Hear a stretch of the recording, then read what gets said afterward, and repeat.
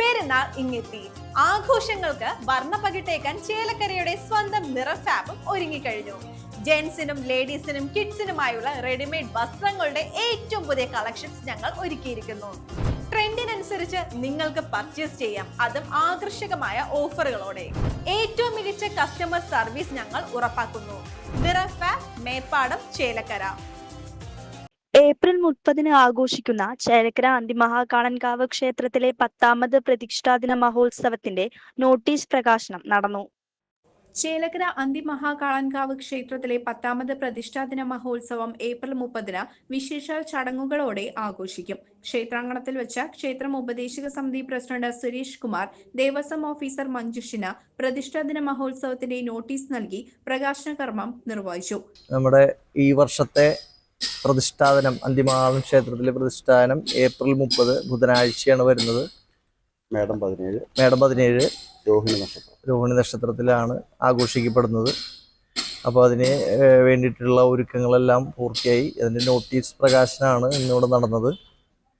അപ്പോൾ നമ്മുടെ ബഹുമാനരായിട്ടുള്ള ഉപദേശക സമിതി അംഗങ്ങളെല്ലാം അതിന് വേണ്ടിയിട്ട് അങ്ങേയറ്റം ഒരുക്കങ്ങളെല്ലാം നടത്തി വരികയാണ്.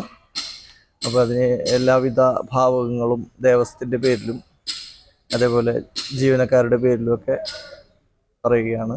ക്ഷേത്ര ഉപദേശക സമിതി അംഗങ്ങൾ, ഭക്തജനങ്ങളും ചടങ്ങിൽ സന്നിഹിതരായിരുന്നു. പ്രതിഷ്ഠാദിന മഹോത്സവത്തിന്റെ ചടങ്ങുകൾക്ക് ക്ഷേത്രം തന്ത്രി ബ്രഹ്മശ്രീ പുലിയന്നൂർ കൃഷ്ണൻ നമ്പൂതിരിപ്പാട് മുഖ്യ കാർമ്മികത്വം വഹിക്കും. സർപ്പക്കാവിന്റെ 4ാമത് പ്രതിഷ്ഠാദിന ചടങ്ങുകൾക്ക് പാതിരാക്കുന്നത്ത് മന രുദ്രൻ നമ്പൂതിരിപ്പാട് മുഖ്യ കാർമ്മികനായിരിക്കും. പ്രതിഷ്ഠാദിന മഹോത്സവത്തോടനുബന്ധിച്ച് ക്ഷേത്രത്തിൽ രാവിലെ ഗണപതി ഹോമം, ഉഷപൂജ, കലശമാടൽ, സഹസ്രനാമങ്ങളും ദേവീ മഹാത്മ്യ പാരായണവും രാവിലെ 8 മുതൽ ഉച്ചയ്ക്ക് 1 മണി വരെ നടക്കും. വൈകിട്ട് നാഗപൂജ, സർപ്പബലി, ചുറ്റുവിളക്ക്, ദീപാരാധന, ഭഗവത് സേവ എന്നീ ചടങ്ങുകളോടെയാണ് അന്തിമഹാകാളൻകാവിലെ 10ാമത് പ്രതിഷ്ഠാദിന മഹോത്സവത്തിന് സമാപനം കുറിക്കുന്നത്.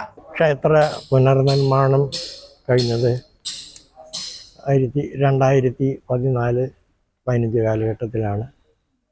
അന്ന് മുതൽ പ്രതിഷ്ഠാദിനം നമ്മൾ നടത്തി വരികയാണ്. ഇത് 10ാമത്തെ പ്രതിഷ്ഠാദിനമാണ്.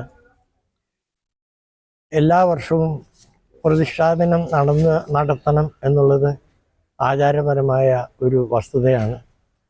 പ്രതിഷ്ഠാദിനത്തിൻ്റെ പ്രത്യേകത എന്താണെങ്കിൽ, പ്രതിഷ്ഠാദിന ദിവസം ബിംബശുദ്ധി വരുത്തി പ്രാസാദശുദ്ധിയും, പ്രാസാദം എന്ന് പറഞ്ഞാൽ ക്ഷേത്രത്തിൻ്റെ ഭൗതിക ഘടന, ആ ശുദ്ധി വരുത്തിയിട്ട് അഭിഷേകം ചെയ്യും. അമൃതകലശം ആടിയതിന് ശേഷമുള്ള ഭഗവാന്റെ ദർശനം വളരെ പുണ്യദായകമാണ്.